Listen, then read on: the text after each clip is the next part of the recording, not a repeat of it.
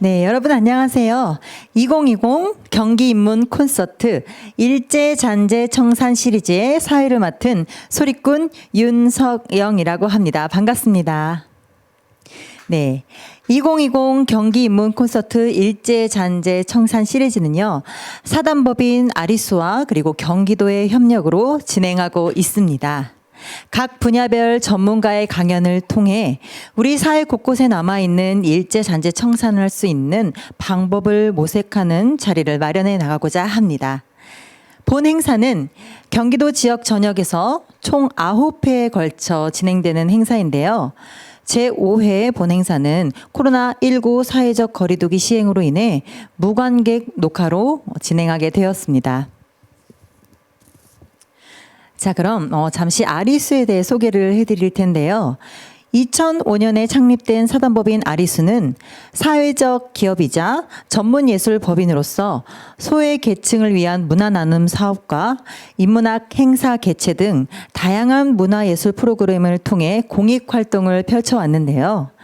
이번 2020 경기 입문 콘서트에서는 코로나19로 인해 어려운 현실 속에서도 안전하고 그리고 의미 있는 행사 개최를 위해 최선을 다하고 있습니다. 자, 그럼 이제 본격적으로 오늘의 프로그램 속으로 들어가 보겠습니다. 네, 여러분 안녕하세요. 저희는 여성민요 그룹 아리수입니다. 다 같이 인사드리겠습니다. 네, 오늘 이렇게 일제잔재 청산 시리즈에서 저희가 강연에 앞서서 공연을 여러분들께 잠시 보여드리려고 하는데요. 저희 아리수에 대해서 조금 팀 설명을 좀 해드릴게요. 저희 아리수는요, 아리랑의 아리와 나무 숫자를 써서 아리랑 나무라는 뜻을 가지고 있습니다. 우리나라를 대표하는 민요가 바로 아리랑이잖아요. 이 아리랑을 뿌리로 삼아서 이 시대의 민요를 꽃피우고자 활동하고 있는 여성 민요 그룹입니다.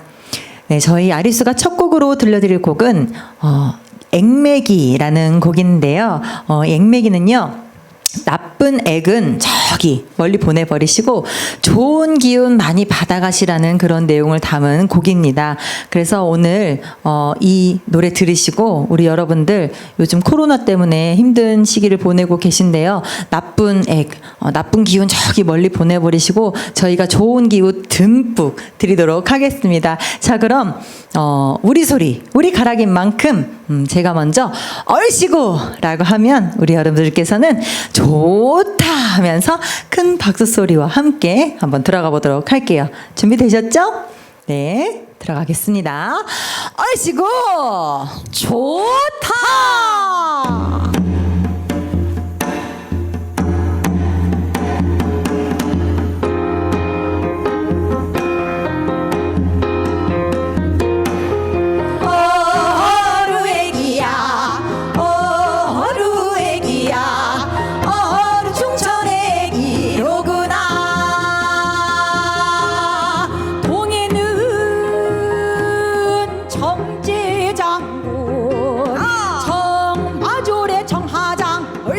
정갑을 입고 정갑을 쓰고 정활의 화살을 비껴 메고 영화를 떨쳐내놓고 땅에 액을 맞고 예방을 한다.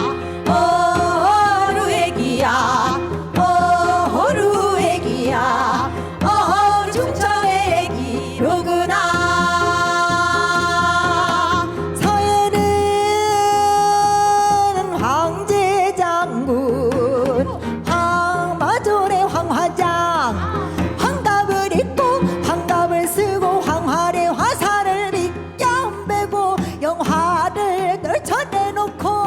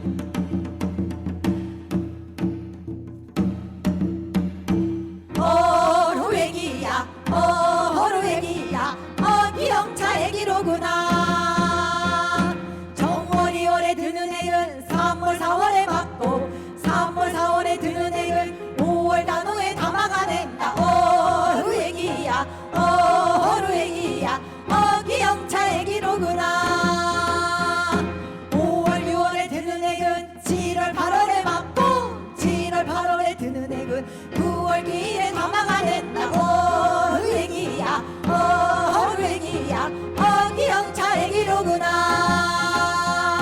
9월 길에 드는 액은 10월 모날에 맞고 10월 모날에 드는 액은 동지선 달에 담아가는다 어루애기야 어루애기야 어기영차의 기로구나 정치 1월 2, 8월 3, 9월 40월 오동지 육서달 내내 돌아가더라도 1년하고도 12달 마음먹은 백성에게 잡기 잡시는 물알로 만대 여전을 비워하네이다 어루애기야 어루애기야 어기영차의 기로구나 어루애기야 어루애기야 어루애기야 어허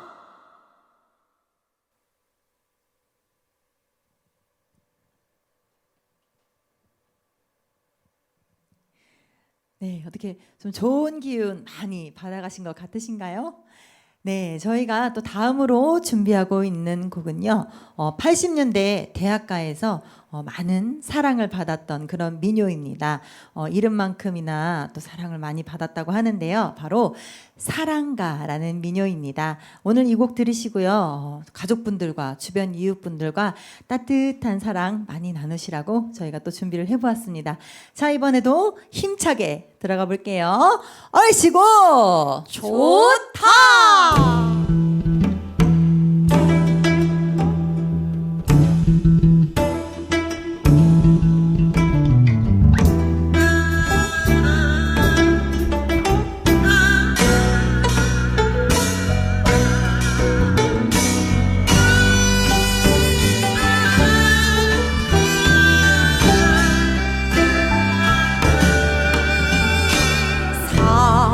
사랑을 하려면 요렇게 한단다 요내 사랑 변치 말자 둥게 가진 사랑 어화둥당긴 내 사랑 등당가 등당가 덩기둥당긴 내 사랑 꽃과나비 노을 춤을 추고 우리네 사랑은 아이가 두르시고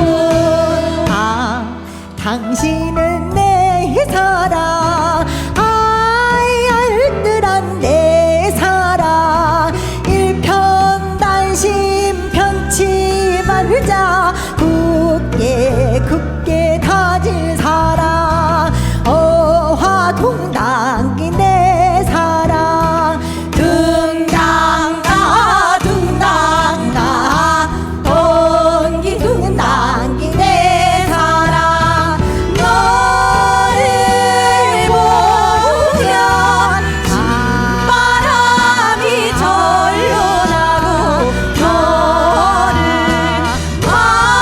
만나면 아이가 두르실 줄시고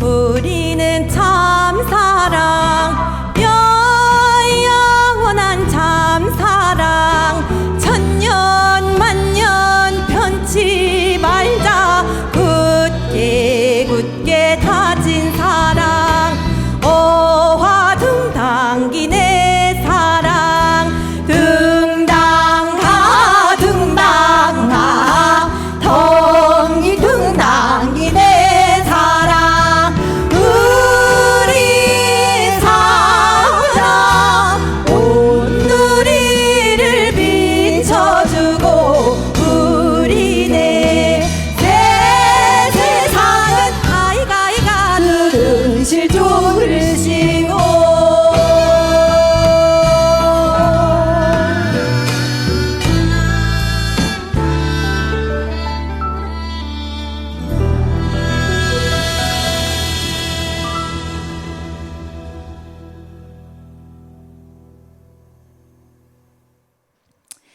네, 저희가 다음으로 들려드릴 곡은 바로 우리나라를 대표하는 민요죠. 바로 아리랑을 준비를 해보았습니다.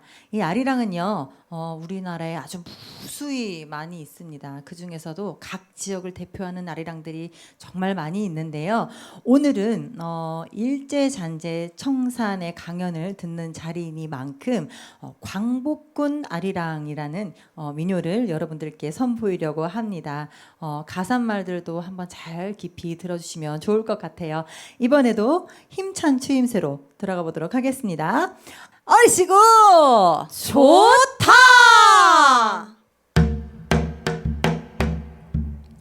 아리아리랑 스리스리랑 아라리가 났네. 광복군 아리랑 불러나 보세. 우리네 부모가 날 찾으시거든. 광복군 갔다고 말 전해줘서.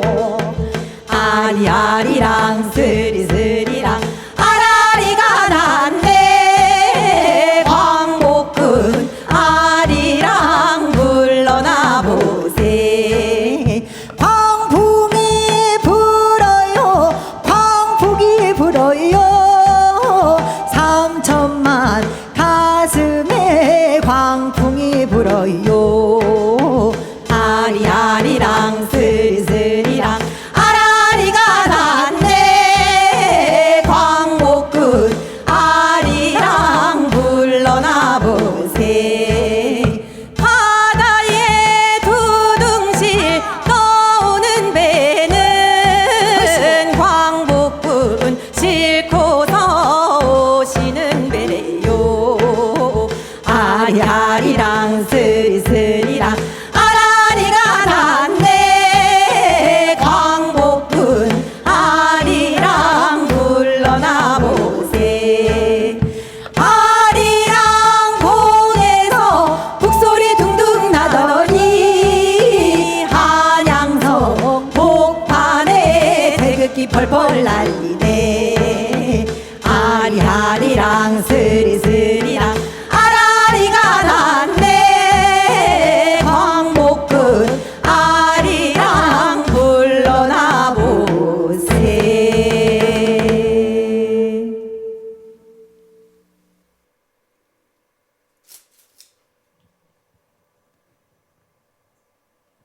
네.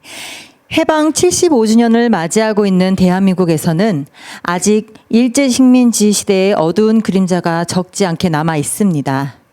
그동안 각계의 각층에서 일제 잔재를 청산하고 민족 의식을 고취하려는 노력을 많이 해왔지만 아직까지 만족할 만큼의 성과를 내지 못한 것이 아픈 현실인 것 같습니다. 이와 관련해 오늘은 특별히 김준혁 교수님을 모시고 일제가 훼손한 우리 문화재라는 내용으로 강연을 들어보는 시간을 갖도록 하겠습니다. 네, 먼저 김준혁 교수님을 소개해 드릴 텐데요. 김준혁 교수님은 중앙대 사학과를 졸업하고 동대학원에서 석박사 학위를 받았습니다. 수원에서 학예연구사로 일하며 수원화성의 복원, 보전에 관한 일을 하였으며 현재는 한신대학교 정조교양대학 교수로 재직 중이십니다. 현재 국제기념물 유적협회 한국위원회 회원, 국사편찬위원회 사료조사위원으로 활동 중이신데요. 최근 저서 리더라면 정조처럼을 발간하였고 JTBC 차이나는 클라스 등 다양한 방송 활동을 병행하고 계십니다.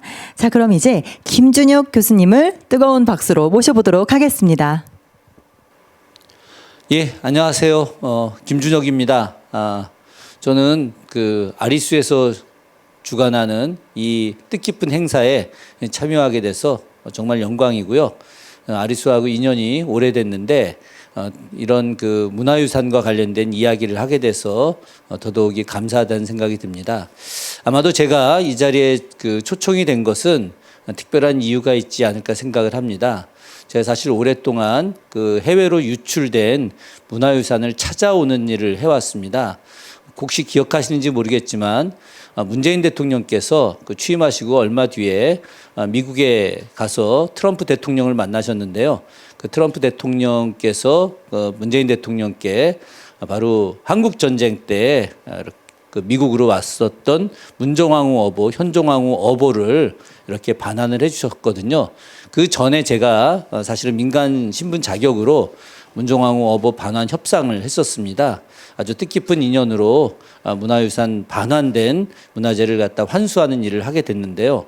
사실 그 일을 하는 과정에서 제가 깜짝 놀라게 된 내용이 있습니다.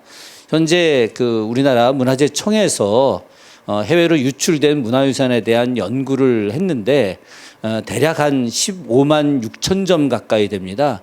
그 중에 약 70%가 일본에서 유출해 간 것이었던 거예요.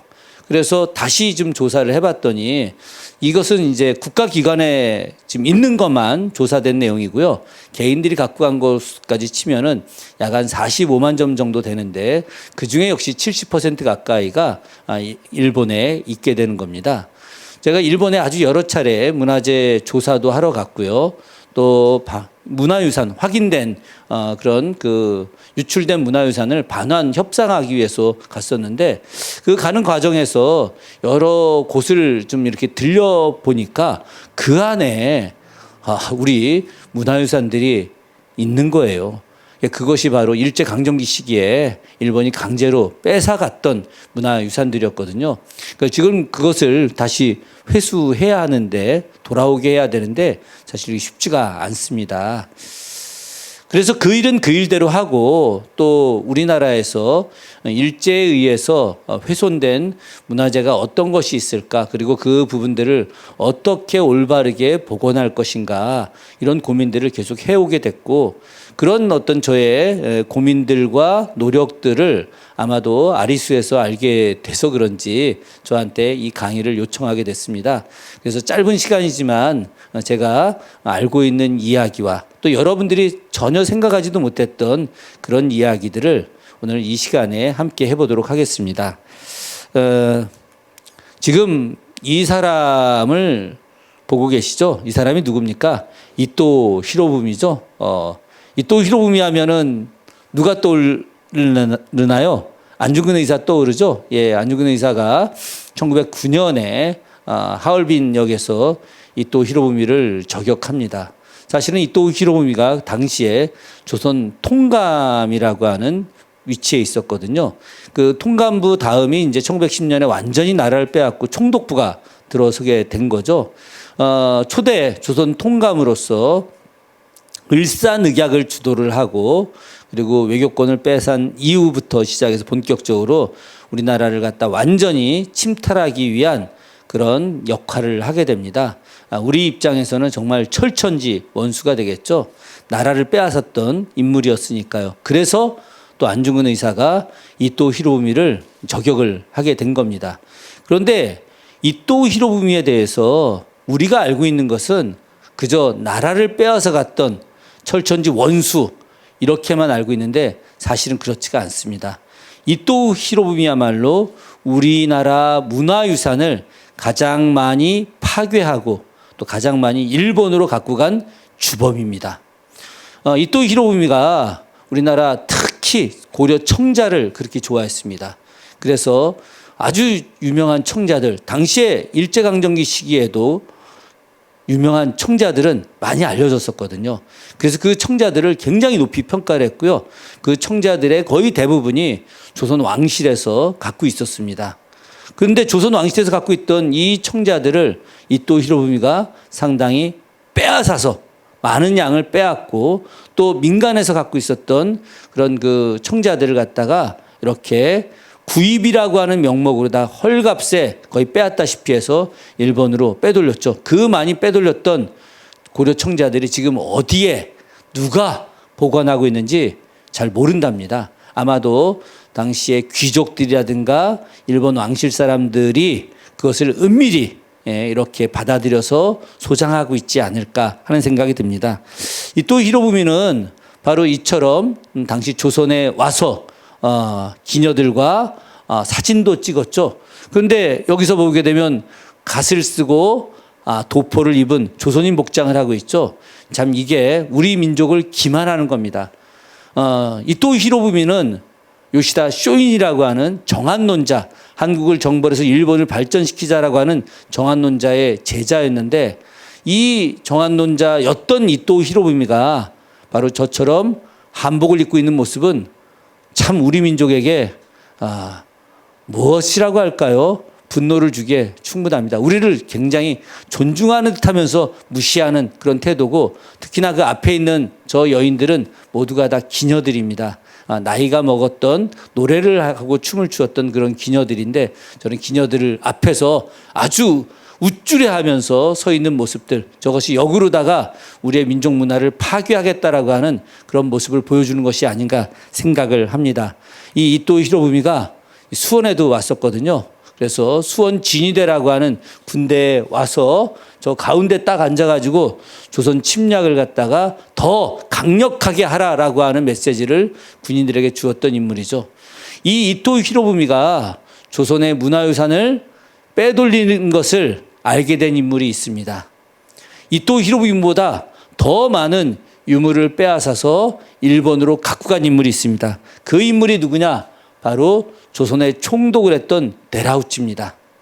이 데라우치야말로 정말 우리 문화재를 엄청나게 뺏어갔습니다. 이따가 설명드리겠지만 이토 히로부미는 바로 고려 청자를 비롯해서 주로 도자기류를 많이 갖고 갔다고 한다면, 이 데라우치는 도자기류 플러스 바로 서적들까지 갖고 가고요. 데라우치 시기에 일본이 우리의 많은 고분들을 발굴이라는 이름으로 도구를 해가게 됩니다. 여러분들이 백제의 고분군들을 보게 된다면 분노를 금할 수 없을 거라고 생각을 합니다. 데라우치 생긴 것도 정말 무지하게 생겼죠, 그죠? 예, 뭐 이렇게 표현하면 그렇지만 탐욕스러운 저 얼굴, 저 탐욕이 조선 민족을 갖다 해하고 조선의 문화유산을 갖다가 해치면서 우리 민족의 민족 문화 자체를 말살하려고 하는 그런 엄청난 그런 행동을 했던 사람입니다. 이 사람이 사실은 엄청나게 많이 갖고 갔는데, 그나마 우리 민간에서 시민들이 데라우치가 갖고 있었던 많은 우리의 책들을 돌려달라고 끊임없이 요청을 좀 했고요. 그래서 당시 경남대 총장이었던 박재규 총장이 일본의 데라우치 후손들과 이렇게 인연을 맺게 되면서 끊임없이 반환 협상을 요구해서 데라우치의 문고가 한국으로 돌아오게 됐고요. 지금 경남대학교에 보관되어 있답니다. 경남대 도서관 안에 있는 데라우치 문고인데, 이 문고 안에는 책만 있는 것이 아니라 굉장히 중요한 그림들이 잔뜩 있습니다. 우리나라 문화재들이 얼마나 많이 유출이 되었는지, 해외로 빼돌려지게 되었는지 이 데라우치 문고를 통해서도 우리가 알 수 있답니다. 그런데 우리가 진짜 문화유산이 일본으로 많이 빼앗기고 우리 문화유산 자체가 훼손된, 그러니까 훼손이라고 하는 것이 파괴된다라고 하는 것을 의미하는데, 그런 파괴되고 원래 자리가 아닌 곳으로 이전하게 된 결정적인 것이 바로 조선물산공진회 때문입니다. 이 조선물산공진회가 언제 처음 개최가 됐느냐? 바로 1915년에 개최가 됩니다. 1915년이라는 해는 어떤 해냐? 바로 나라를 우리가 빼앗긴 지 5년 되는 해였죠. 일본이 조선을 합병했다라고 이야기하는데, 일본 입장에서는 조선을 강제로 빼앗은 지 5주년이 되는 해였습니다. 요즘도 우리 5주년, 10주년, 15주년, 20주년, 뭐 50주년, 100주년 이렇게 이야기하는데, 일본이 나라를 빼앗은 지, 우리 조선을 강제로 빼앗은 지 5주년 된 걸 기념하고 축하하는 물산공진회를 개최합니다. 이 물산공진회는 요즘으로 치면 어떤 거냐? 엑스포입니다. 엑스포. 박람회예요. 그래서 조선물산공진회에 처음으로 경복궁 앞에서 개최를 합니다. 여기에 보이는 이 많은 인파들이 다 경복궁 앞에 있었던 조선인 백성들이었습니다. 나라를 뺏긴 것은 굉장히 슬퍼했지만 갑자기 임금이 살았던 경복궁을 박람회장으로 만들어버렸고, 그래서 그 안으로 들어가게 만들어서 조선 왕실을 격화시키고 조선의 권위를 격화시키면서 저 안에서 다양한 물품들을 보게 만든 거죠. 정말 빼곡하게 들어서 있죠. 지금 앞에 광화문 앞에 있는 거리가 바로 조선물산공진회의 그런 공간이라고 할 수 있습니다. 앞에 있는 성문 같은 것들도 다 이렇게 보이죠. 확 나와져 있는 이 공간. 이 공간은 사실은 조선물산공진회의 포스터 앞에 나와 있기도 한 겁니다. 여기 기념이라고 되어 있는데 바로 일본 여인과 조선 여인, 이것이 바로 광화문이죠. 광화문 앞에서 저처럼 두 나라가 서로 상호 아름답게 협력한다라고 하는 이름으로, 그런 명분으로 만들었지만 실제로 우리나라를 빼앗고 나서 우리나라를 짓밟기 위해서 흐뭇하게 미소 짓는 그런 얼굴이 아닐 수 없습니다. 당시 이런 포스터와 더불어서 이렇게 우리의 기녀를, 우리의 무용수를 이렇게 내세우면서 포스터를 만들었는데요. 여기에 조선물산 공진회라고 되어 있죠. 이 포스터를 만들어서 뿌렸습니다. 그런데 이 포스터와 함께 또 다른 포스터가 만들어졌는데요. 이게 당시 알려졌던 내용입니다. 그래서 여기 보시게 되면 당시 박람회 공진회를 개최했던 경복궁의 모습이 만들어져 있습니다. 그리고 그 안에 행사 내용들이 쫙 여기에 담겨져 있습니다. 그런데 이 그림들이 이게 뭔가 경복궁의 모습이 아니에요. 원래 우리가 알고 있는 경복궁의 모습과 전혀 다른 형태의 모습으로 만들어져 있답니다. 이 뒤에 북악이 있고 여기에 인왕산이 있어야 되는데 인왕산은 그려지지 않고 있죠. 아마도 의도적으로 인왕산은 빼고 뒤에 북악의 모습만 그려져 있는데 이 앞에 광화문이 있으면 중간에 흥례문도 있고 근정문도 있고 근정전 이렇게 쭉 있어야 되고 이 옆에도 많은 전각들이 있어야 되는데 광화문 뒤에 있어야 할 우리의 조선 전각들이 보이지 않고 이상한 서양식 건물들이 이 가운데도 있고 여기에도 있고 여기에도 있고 여기에도 있고 여기에도 있고 여기에도 있고 이쪽에도 쭉 있고 여기도 있고 도대체 이게 무엇일까요? 바로 일제가 1905년에 조선물산 공진회를 개최한다는 명목으로 경복궁을 완전히 훼손시켜버린 겁니다. 이 건물이 바로 여러분 보이는 요 자리, 요게 지금 조선 총독부 자리였습니다. 지금은 이제 없죠.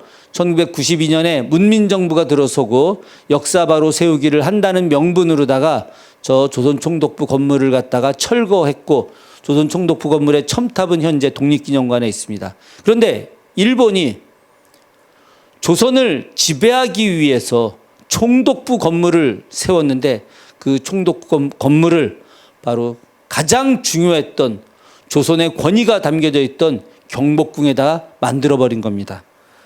이 자리가 바로 흥례문이라고 하는 두 번째 내산문이 있던 지역입니다. 외산문, 중산문, 내산문 그리고 근정전으로 가야 되는데 중앙에 있던 가운데 있던 산문이 있던 자리에다 떡하니 조선 총독부를 만들어 놓고 조선 총독부의 부속 건물들을 쭉 만들어 놓은 거죠. 요 자리만큼은 지금도 그대로 남아 있는데 이게 수정전이라고 해서 세종 때 집현전이 있던 건물입니다. 이 건물은 그들이 집현전이었던 건물이라고 하는 것을 제대로 인지하지 못해서 그냥 남겨놓았고요. 그리고 요 있던 경회루는 자신들이 총독부에 있는 관료들, 총독이야 관원들이 여기서 흥청망청 놀기 위해서 살아 남겨둔 겁니다. 나머지 건물들은 다 없애버렸어요. 이렇게 해서 일본이 가장 먼저 없앤 것이 경복궁입니다. 경복궁을 훼손하기 시작하면서부터 시작해서 일본은 조선의 문화재를 이제 파괴하기 시작을 합니다.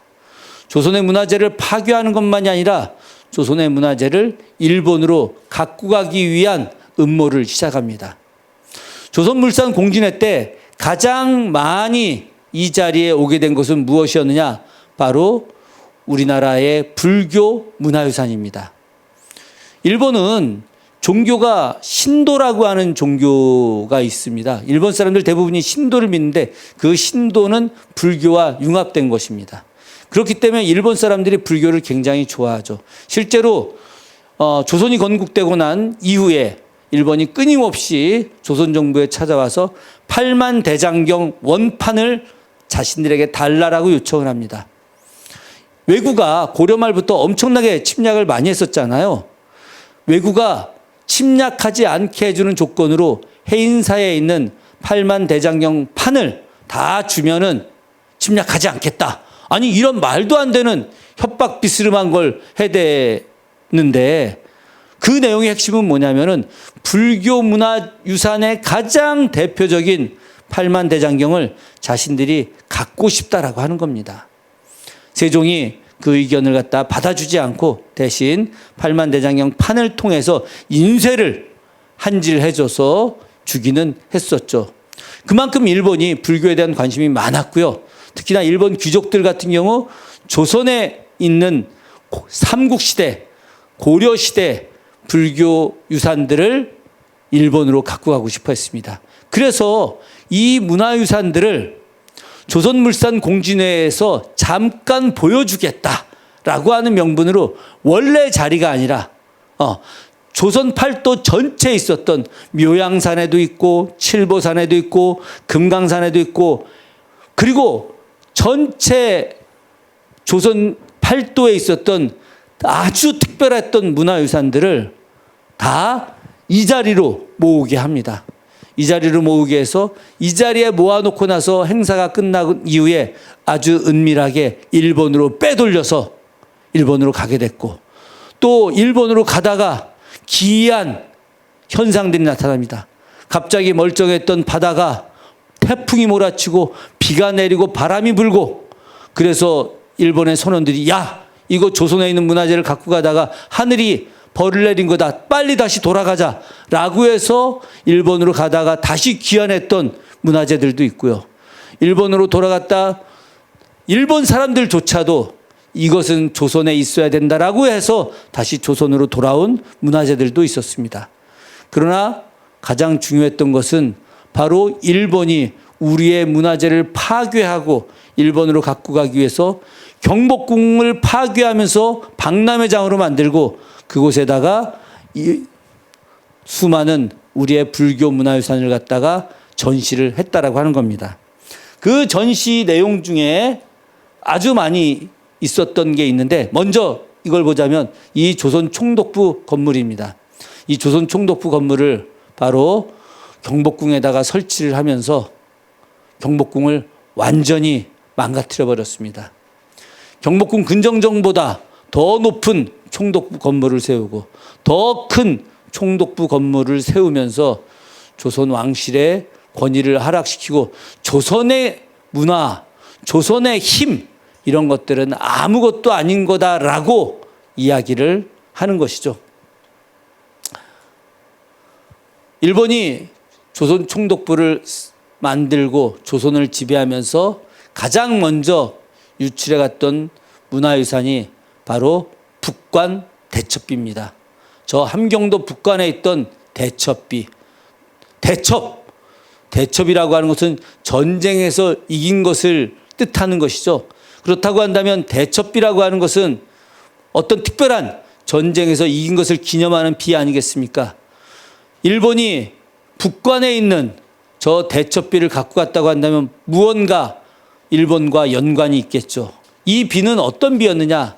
바로 임진왜란 시절에 정문부라고 하는 장군이 왜군들과 전투에서 대승을 거둔 것을 기념하기 위해서 세운 겁니다.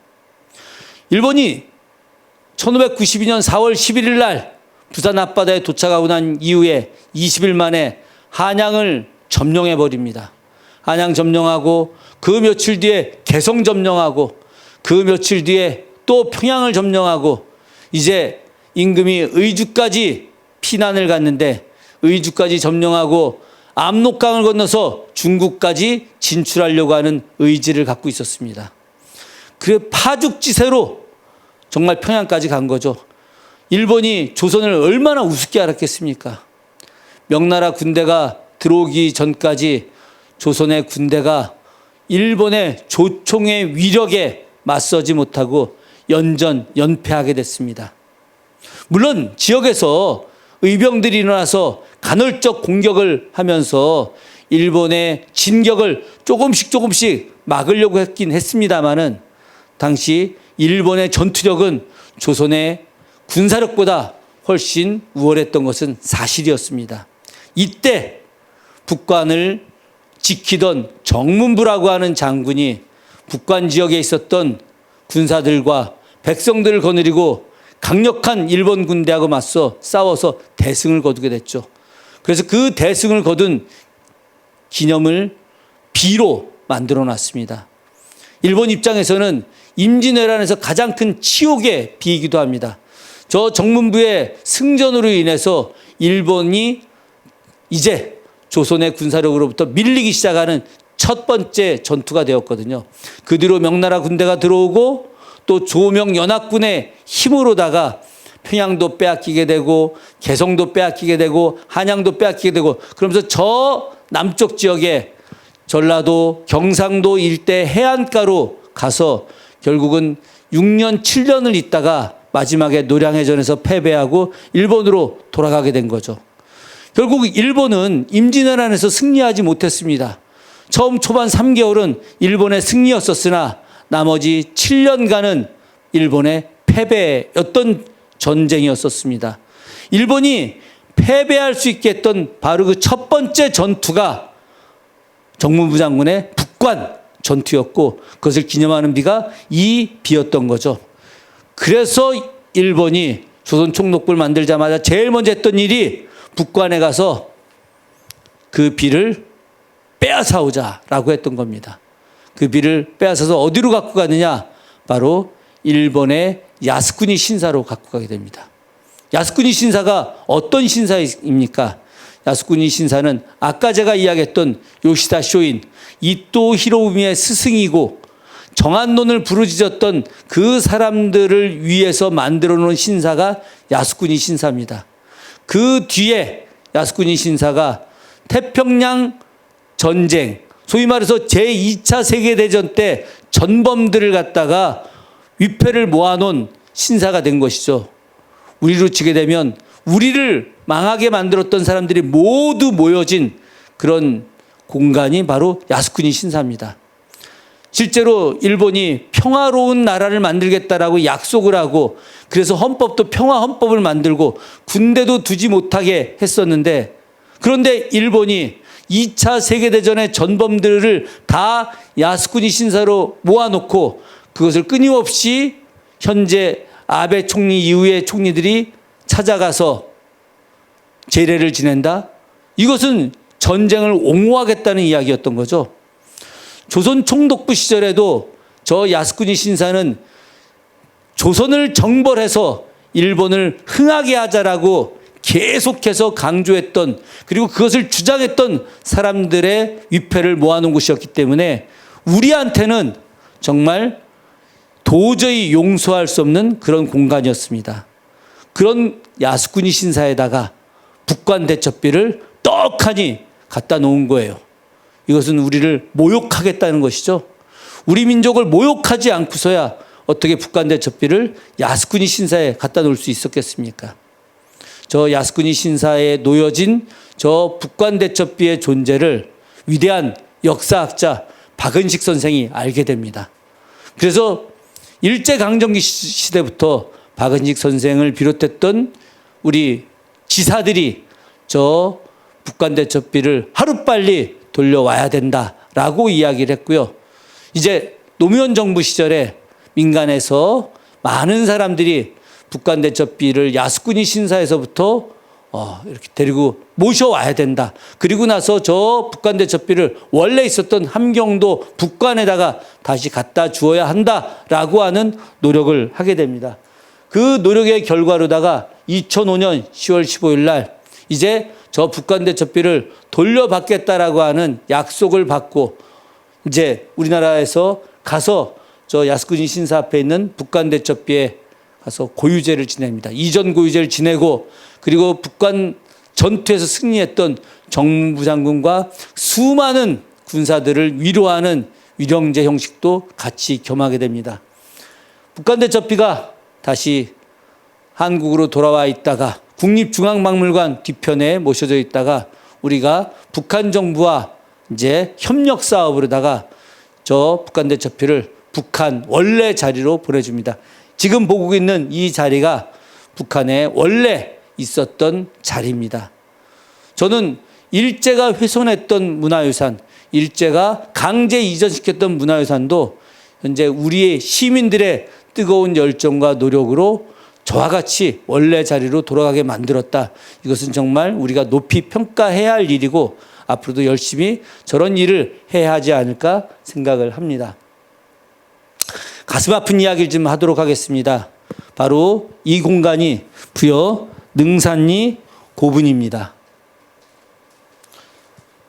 부여 백제의 수도였죠. 정말 아름다운 곳이고 역사가 깊은 천년 수도입니다.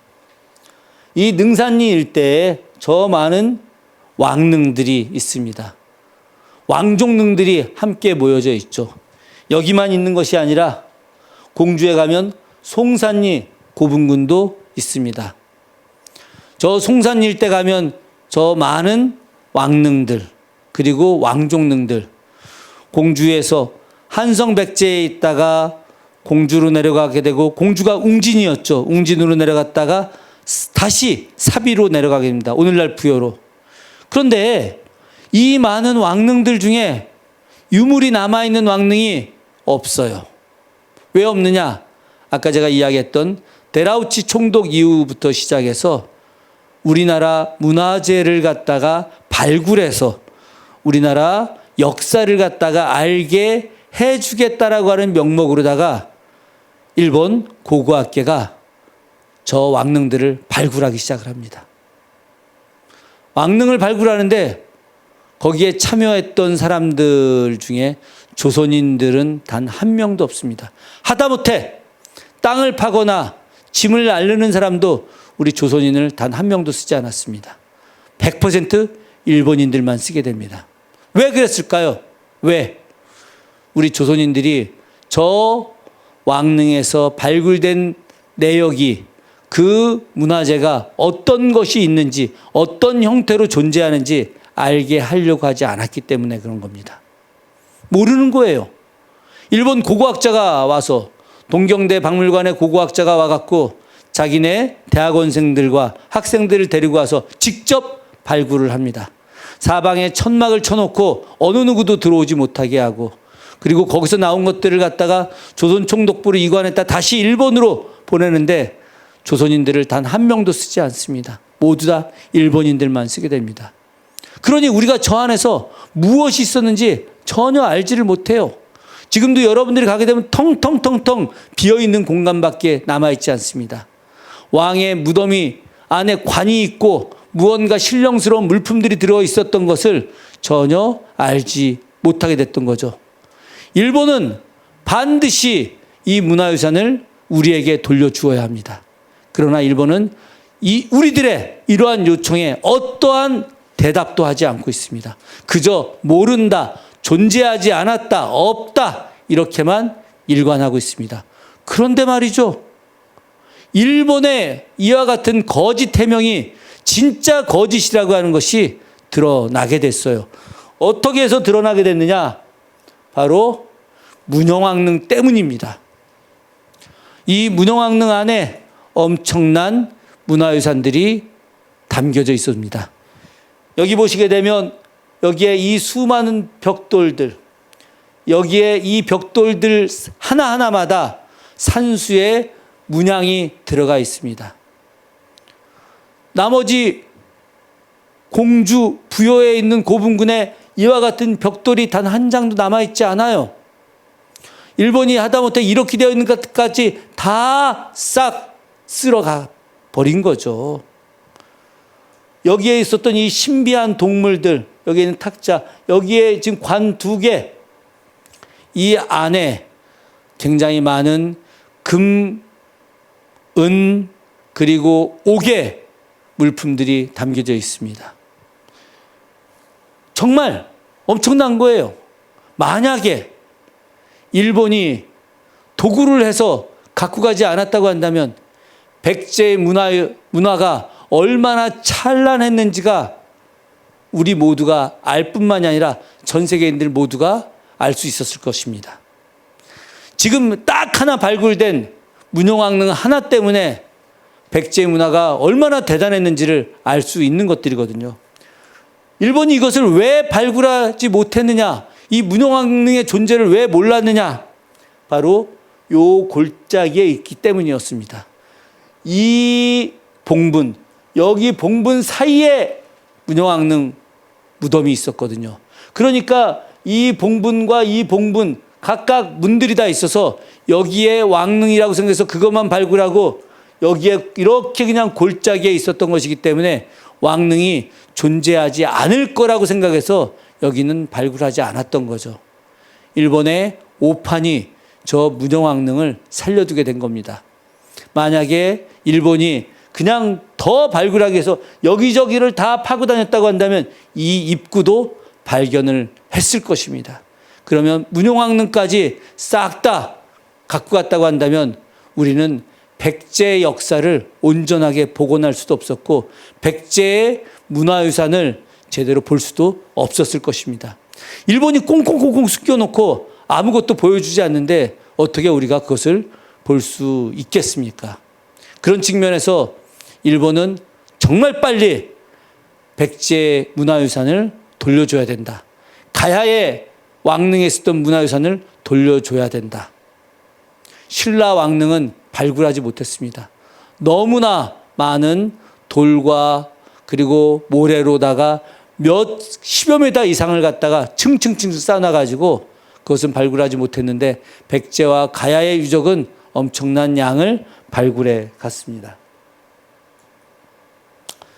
경천사지 10층 석탑이야말로 일본이 훼손한 가장 대표적인 문화유산입니다. 지금 여기에 보이고 있는 이 경천사지 10층 석탑, 이 자리는 어디에 있는 걸까요? 바로 이촌동에 있는 국립중앙박물관 1층 로비 맨 끝부분에 있습니다. 우리 역사에서 가장 아름답게 만들어진 탑이라고 이야기하죠. 우리나라 탑들은 3층, 5층, 7층, 9층 이렇게 만들어지는 데 비해서 이 탑은 10층으로 만들어져 있습니다. 당시 원나라의 영향을 받은 것이기도 하지만 그러나 우리 민족의 뛰어난 기술로 만든 것이 경천사지 10층 석탑입니다. 경천사는 어디에 있었던 거냐? 개성에 있던 겁니다. 저 유물은 일제강점기 이전까지 개성에서 정말 아름답게 자리 잡고 있었습니다. 경천사라고 하는 절에 있었던 저 10층 석탑, 일제가 저 탑을 일본으로 빼돌리기 위해서 조선물산 공진회 때 저 탑을 철거해서 경복궁으로 갖고 왔습니다. 이게 바로 경복궁에 있을 때의 모습이죠. 뒤에 있는 전각이 바로 경회루입니다. 경회루 뒤쪽에 아주 넓은 마당에 저 일대는 권례각사, 홍문관, 승문원, 승정원, 예문관 이런 권례각사들이 있던 그 자리를 다 철거해버리고 그 자리에다가 박람회장을 만들고 이와 같은 경천사지 10층 석탑을 세워놓은 것이죠. 그리고 이 탑을 어떻게 했느냐? 저 윗부분 다 뜯어가지고 현해탄을 건너서 일본 동경으로 갖고 갔습니다. 동경으로 갖고 가서 몇 년 동안 있었는데 경천사지 10층 석탑은 너무나 중요한 보물이어서 당시 나라를 빼앗겼지만 우리 백성들이 끊임없이 조선 총독부와 일본 정부에 요구합니다. 경천사지 10층 석탑을 돌려달라. 빨리 이건 돌려줘라. 이것을 돌려주지 않으면 안 된다. 일본이 당시 문화유산을 돌려달라고 하는 조선 백성들의 정말 절규 혹은 분노, 이 부분을 어쩔 수 없이 받아들여서 저 경천사지 10층 석탑을 원래 자리인 개성으로 갖다 놓지 않고 다시 경복궁으로 갖다 놓습니다. 왜 경복궁으로 갖다 놨을까요? 그것은 바로 조선 총독부에 있는 조선 총독이 늘 경천사지 10층 석탑을 보기 위해서입니다. 원래대로 하면 당연히 원래 자리 갖다 놔야지 개성에다가. 그런데 조선 총독이 보고 일본 관료들이 저 탑을 보겠다라고 하는 이유로다가 바로 경복궁에다 두었다라고 하는 것은 말이 안 되는 거죠. 야외에서 있다 보니까 비둘기 여러 새 막 이런 그런 물론 자연 속에 있는 것이 좋기는 하나 그러나 요즘 산성화가 많이 되어가고 있어서 오염이 좀 심해져 가지고 경복궁 아닌 국립중앙박물관으로 옮겨놨는데 저는 하루빨리 남북이 교류와 협력을 통해서 저 경천사지 10층 석탑이 빨리 개성으로 돌아가고 우리가 개성으로 관광을 가서 개성 안에 있는 많은 유적들과 더불어서 경천사 원래 자리에서 저 10층 석탑을 보기를 희망합니다.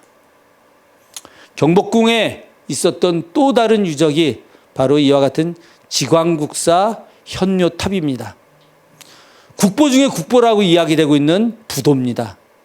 우리 역사에서 가장 오래된 부도 중에 하나고 가장 아름답고 위엄 있게 만들어진 부도라고 평가받는 것이 바로 지광국사 현묘탑입니다.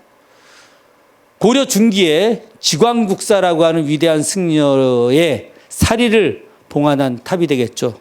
그런데 이 탑은 원래 어디에 있던 거냐? 바로 지광국사 현묘탑비의 옆에 있던 거죠. 항상 탑과 탑비는 같이 있는 겁니다. 탑이 그 승려의 사리를 봉안하고 있다면 그 승려의 일대기를 적어서 기념하는 것이 탑비가 되겠죠.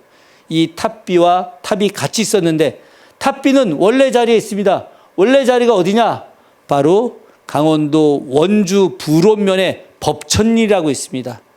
그 법천리의 법천사라고 하는 정말 어마어마하게 큰 절터, 거의 경주에 있는 황룡사지, 양주에 있는 회암사지와 버금갈 정도로 넓은 절터가 바로 원주 부론면에 있는 법천사지입니다.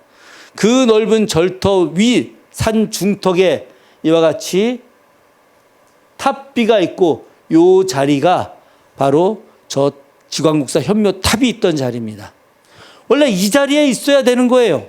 이 자리에 있어야 되는 건데 일제가 이 자리에 있는 저 현묘탑을 훼손해서 경복궁으로 갖고 갔고 저 지광국사 현묘탑 역시도 마찬가지로 일본까지 갔다가 다시 우리나라 사람들의 엄청난 요구에 의해서 다시 경복궁으로 돌아오게 된 겁니다. 그러나 경복궁으로 돌아오지 않았어야죠. 저것도 어디로 갔어야 됩니까? 바로 이 자리로 돌아왔어야 됐겠죠. 그런데 이 자리로 돌아가지 못한 것 또 역시 마찬가지로 조선 총독이 그 탑을 좋아해서 그 탑을 관람하기 위해서 수시로 산책하면서 그 탑을 보기 위해서 원래 자리로 갖다 놓지 않게 된 겁니다. 이런 말도 안 되는 일들이 생겼다라고 하는 것 정말 부끄러운 일이 아닐 수가 없습니다. 이천의 5층 석탑입니다. 이 5층 석탑 정말 가슴 아픈 일이죠. 이천의 가장 대표적인 석탑이었는데 이 석탑이 일본이 강제로 뺏어가서 원래 자리에 남아있지 않게 됩니다. 이천 분들이 10년이 넘게 바로 이 탑을 돌려달라고 요구합니다. 일본이 들어주지 않아요. 제가 이 탑 반환 때문에 2번이나 동경에 가서 협상을 했었습니다. 말도 안 되는 요구를 꺼냅니다. 우리나라에 있는 귀중한 다른 문화재를 주면은 이 탑을 돌려주겠다. 이런 억지 요구가 어디 있겠습니까? 이 탑과 함께 바로 옆에 있는 것이 바로 평양의 윤리사지 석탑입니다. 이 평양의 윤리사지, 요 자리가 일본 황실 호텔입니다.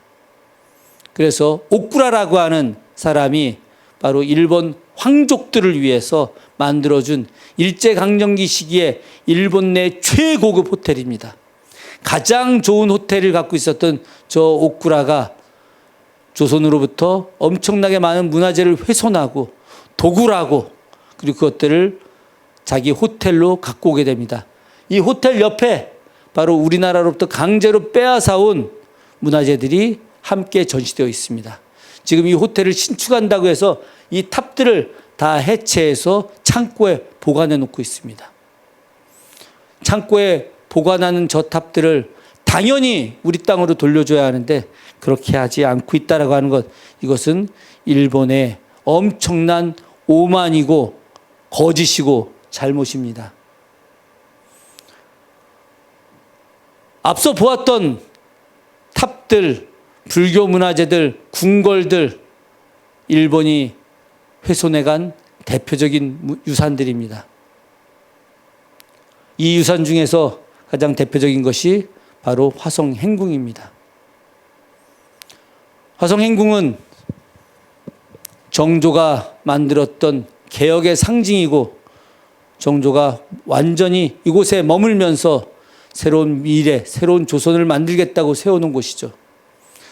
세계문화유산 화성 안에 담겨져 있는 곳이 화성행궁입니다. 이 화성행궁을 일본이 바로 훼손하기 시작을 합니다. 1910년에 나라를 빼앗고 1911년에 조선 읍성 철거 시행령을 내리게 됩니다. 1910년에 나라를 빼앗자마자 만들었던 법이 바로 조선에 있었던 300개의 읍성을 모두 철거해야 한다는 법을 제정한 것이죠. 그때부터 철거하기 시작을 합니다. 수많은 읍성들이 사라집니다. 조선은 고을고을마다 모두가 다 읍성을 만들었습니다. 읍성이라고 하는 것이 군사적인 방비의 역할과 행정적 경계 역할을 하고 있고, 그 지역 백성들의 안전을 책임지는 울타리이기도 했죠. 그 읍성을 철거한다라고 하는 것은 바로 조선 사람들이 이제 더 이상 일본에 대해서 대항하지 못하게 하겠다라고 하는 것을 강제화시키는 것이라고도 할 수 있습니다. 일본은 300개의 읍성을 하나하나 철거해 나가기 시작합니다. 그리고 몇 개를 남겨놓습니다. 왜 몇 개를 남겨놨을까요? 그것은 바로 일본에서 조선으로 왔던 일본 거류민들의 관광지로 사용하기 위해서 남겨놓은 겁니다. 저 전라도 순천에 있는 나간읍성, 그리고 충청도 서산에 있는 해미읍성, 우리 수원에 있는 화성, 모두가 다 관광용으로 남겨놓은 겁니다. 화성 같은 경우는 조선의 10대 관광지로 선정을 했고, 관광 지도를 만들고 서울서부터 수원까지 관광 열차를 만들어냅니다. 조선민족의 혼이 담겼던 성곽들을 이들은 다 파괴하고 일부만 남겨서 관광지로 만든 거죠. 화성을 관광지로 지정했음에도 불구하고 일본은 화성의 심장부였던 화성행궁만큼은 온전하게 보존하려고 하지 않습니다. 철저하게 파괴합니다. 그래서 이곳들을 다 파괴하고 하나하나 건물들을 없애버리고 이 안에 병원을 만들어버립니다. 그 병원이라고 하는 것이 말은 그럴싸하게 자해의원, 자애로운 의원이라고 하나 실제로는 일본인들이 이용되는, 그리고 조선민족들을 핍박하는 그런 병원이 되게 된 것이죠. 여기 보이는 것처럼 이렇게 화성행궁이 아름답게 되어 있던 것을 파괴해버리고, 그리고 이와 같이 아름다웠던 화성의 곳곳 이 모든 시설물들, 모든 문화유산들을 파괴해버립니다. 자기네들이 필요에 의해서 남겨놓은 것들만 남게 했던 거죠. 자, 결론적으로 이제 말씀드리도록 하겠습니다. 일본은 우리 민족 문화를 말살하기 위한 노력을 일제강점 이전부터 시작합니다. 1880년대부터 일본은 우리 민족을 강탈하기 위해서 밀정들을 보내서 조선의 모든 문화재들을 조사하기 시작합니다. 그리고 일본이 나라를 빼앗고 나서 우리 민족의 문화재를 조사하고 보고서를 만들어내고 사진첩을 만들어냅니다. 그것이 바로 조선 고족도보라고 하는 것이죠. 조선 고족도보를 만든다는 명분으로 우리 민족 문화와 민족의 문화유산을 조사하고, 그리고 그것들을 일본으로 유출해 가기 시작합니다. 일본으로 유출하기 위해서 조선물산공진회라고 하는 박람회를 개최하게 하고 그 박람회 장소를 넓디 넓은 평지를 놔두고 경복궁을 완전히 훼손하면서 경복궁에서 조선물산 공진회를 개최하고 그 안에 많은 문화유산들을 모아다 놓고 그것을 끝내 일본으로 가지고 갑니다. 그리고 그 원래의 공간들을 복원하지 않습니다. 일본이 우리와 교류 협력하고 그리고 새로운 미래로 나가기 위해서 일본이 해야 할 여러 가지 내용들이 있습니다. 일본이 우리의 강제징용에 대해서 사과하고 강제징용자들에 대해서 배상하고 그리고 우리가 만든 평화의 소녀상을 이전하거나 훼손하지 않게 한다는 서약을 해야 합니다. 여기에 더해서 일제강점기 때 훼손됐던 많은 문화유산을 복원하는데 함께 참여해야 하는 것이고 그리고 일본이 강제로 뺏어간 문화유산들을 온전하게 돌려주어야 합니다. 그런 노력들이 있어야만이 일본과 우리가 다시금 평화의 교류를 할 수 있을 것이고 양국이 새로운 100년의 미래를 만들어갈 수 있습니다. 일제가 훼손한 문화유산, 일제가 훼손한 문화유산을 온전하게 복원하고 또 그것을 새롭게 만들어내는 일이 미래 100년을 위한 우리 민족의 새로운 시작이라고 감히 말씀드릴 수 있습니다. 경청해 주셔서 감사합니다. 고맙습니다. 네, 여러분 뜻깊은 강연을 해주신 김준혁 교수님께 다시 한번 뜨거운 박수 부탁드립니다. 네, 고맙습니다. 네, 어떻게 즐겁고 유익한 시간이 되셨나요? 오늘 무관객 녹화로 진행되는 인문학 강의이다 보니 우리 여러분들을 대신해서 저희가 미리 오늘 강연 주제와 관련된 질문들을 준비를 해보았는데요. 자, 그럼 질의응답하는 시간을 가져보도록 하겠습니다. 네, 교수님. 훼손된 문화재의 복원이 진행되는 경우가 있는데요. 이 경우 항상 원형 상태의 보존을 위해 반대하는 그런 의견도 있습니다.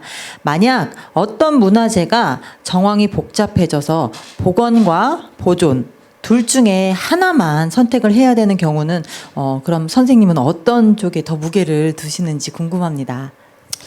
굉장히 어려운 질문이에요. 사실은 아까 그 질문지를 좀 받았는데 도대체 이것을 어떻게 해야 될지 참 모르겠어요. 일단은 뭐 일제 강점에 의해서 훼손된 문화유산이라는 것이 오늘의 주제니까 그와 관련된 부분을 이야기하고 또 오늘의 현실에 따른 또 지리와 관련된 내용이 있을 수 있기 때문에 그와 관련된 내용을 같이 이야기하도록 하겠습니다. 먼저 그 일본이 훼손한 문화유산들이 존재를 하고 또 그 훼손된 문화유산이 보존이 굉장히 어려운 처지에 놓여 있는 것들이 있습니다. 가령 이제 익산에 미륵사지 석탑이 있는데요. 일제 이전에 사실은 굉장히 많이 훼손이 되긴 했습니다. 세월이 오래됐는데 그런데 일제가 그것을 갖다가 보존한다라고 해서 더 훼손을 해버렸어요. 그러니까 그 상태를 그대로 잘 둬서 맞춰 놓았으면 좋았을 텐데 시멘트로다가 거의 다 덮어서 원형의 모습을 없애버린 거죠.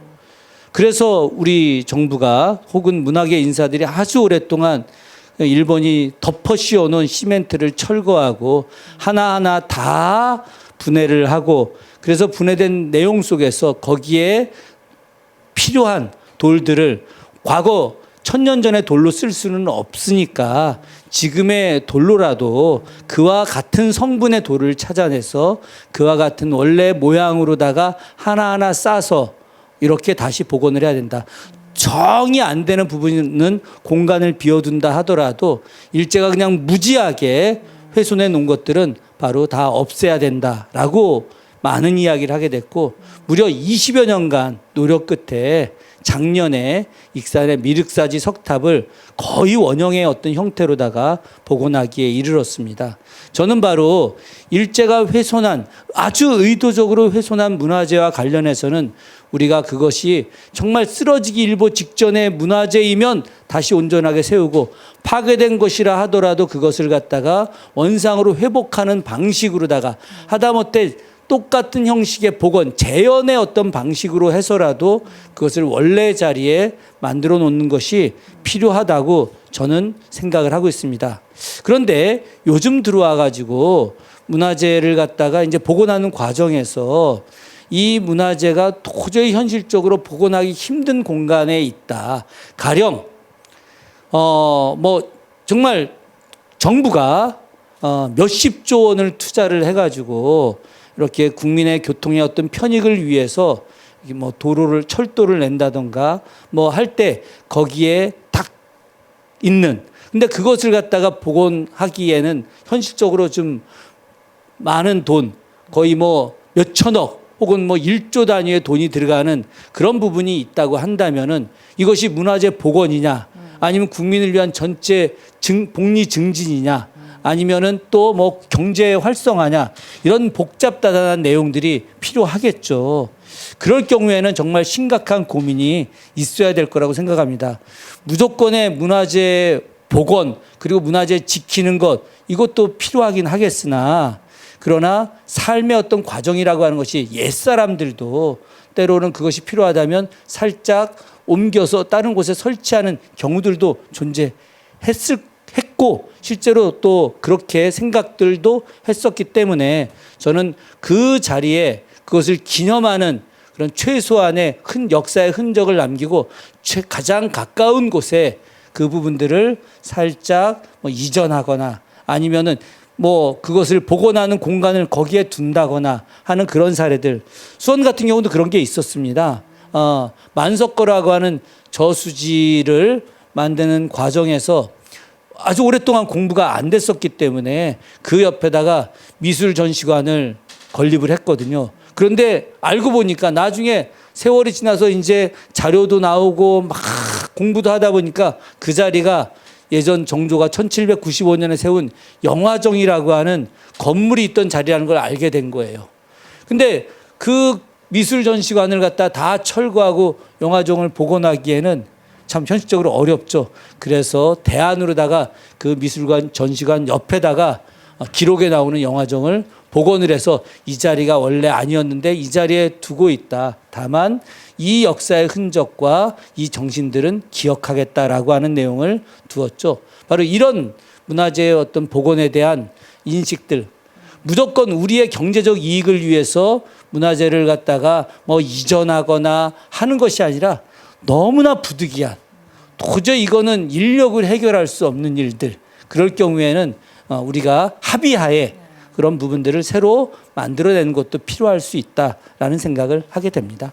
네, 아주 그냥 설명을 귀에 쏙쏙 잘 이해할 수 있게 해주셔서 정말 정말 감사합니다. 네, 오늘 이렇게 질의응답까지 마치게 되었고요. 다시 한번 우리 교수님께 다시 한번 큰 박수 부탁드립니다. 예, 고맙습니다. 네, 안타깝게도 오늘의 프로그램을 이제 끝마쳐야 할 것 같은데요.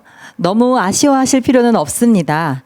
앞으로도 사단법인 아리수와 경기도가 진행하는 2020 경기인문 콘서트 일제 잔재 청산 시리즈는 총 4번의 행사가 남았고, 다음 행사는 오는 10월 29일에 있을 예정이오니 많은 관심 부탁드립니다. 오늘 이렇게 귀한 시간 내주셔서 시청해주신 모든 분들께 너무너무 진심으로 감사드리고요. 환절기 감기 조심하시고 저희가 반갑게 맞이할 날을 기약하도록 하겠습니다. 그럼 안녕히 계십시오. 감사합니다.